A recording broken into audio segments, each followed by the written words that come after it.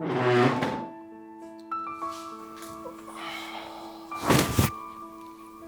लो।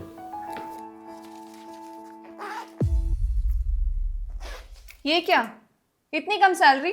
हाँ थोड़े कम है, वो स्कूटर खराब हो गया था ना तो उसमें खर्च हो गए। हर महीने का कोई नया बहाना।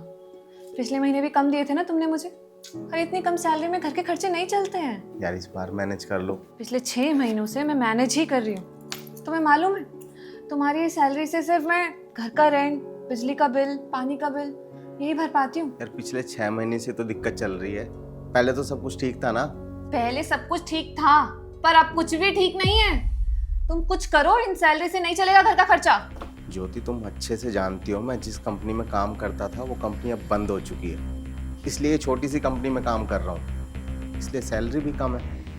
लेकिन तुम टेंशन मत लो, मैं देख रहा हूँ कोई दूसरी नौकरी जहाँ अच्छी सैलरी मिल जाएगी। पिछले 6 महीनों से यही सुनती आ रही हूँ कि देख रहा हूँ, और मैं तुम्हें देख रही हूँ, लेकिन हो कुछ नहीं रहा है।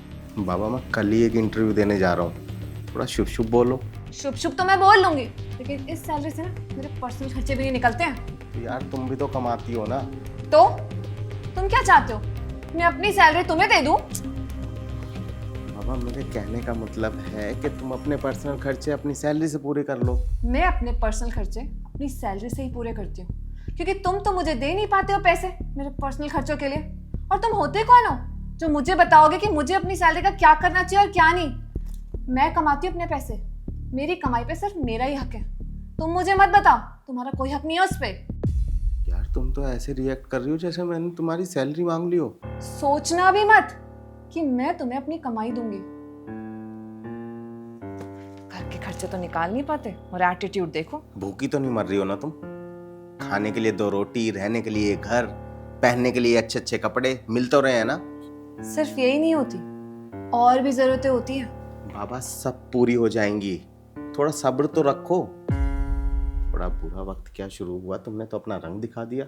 शुक्र मनाओ कि अब अच्छे से रंग दिखाए नहीं है। बाबा यार तुम मुझे माफ करो, वैसे ही ऑफिस से थका हुआ आया हूँ, कुछ खाने के लिए बनाया तो लेके आ जाओ। किचन में बना रखा है, खुद लेके खा लो।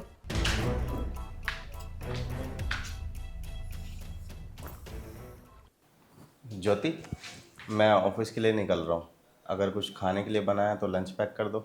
कुछ नहीं बनाया अभी, वो मैं लेट उठी थी तो इसलिए कुछ बना नहीं पाई। तुम बाहर ऑफिस से कुछ खा लेना।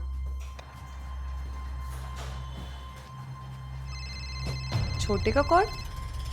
हेलो। हेलो दीदी, पापा का एक्सीडेंट हो गया। क्या? ये क्या कह रहा है तू? दीदी डॉक्टर ने कहा है कि ऑपरेशन होगा। 10 लाख रुपए मांगे। 5 लाख रुपए तो है, 5 लाख रुपए कम पड़ रहे हैं। अच्छा तू चिंता मत कर, मैं अभी आ रही हूँ। छोटे, क्या हुआ? पापा कैसे हैं? दीदी अंदर ऑपरेशन चल रहा है। ये ले 3 लाख रुपए, इन्हें जमा कर दे, बाकी के 2 लाख मैं देखती हूँ।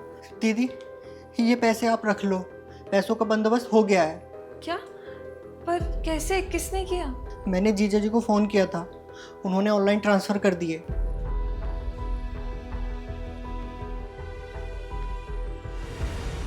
सुनिए, सॉरी, मुझे माफ़ कर दीजिए। क्या हुआ, तुम ऐसे क्यों बोल रही हो? वो आपने पापा के ऑपरेशन के लिए मदद की ना, भाई के एक कॉल पे आपने पैसे ट्रांसफ़र कर दिए। और मैं भी कितनी बेकार हूँ ना, हमेशा आप पे चिल्लाती रहती हूँ, आपकी इंसल्ट करती हूँ, कभी आपकी इज्जत ही नहीं की मैंने। और आप बस चुपचाप मेरी सारी बातें सुनते हैं, मुझे माफ़ भी कर देते हैं। सॉरी। कोई बात नहीं, तुम्हें अपनी गलती का एहसास है, यही अच्छी बात है। इंसान को ना हमेशा खुश रहना चाहिए।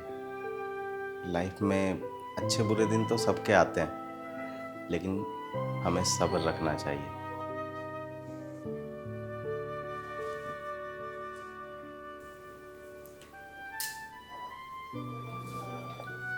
चलो खाना लगा दो।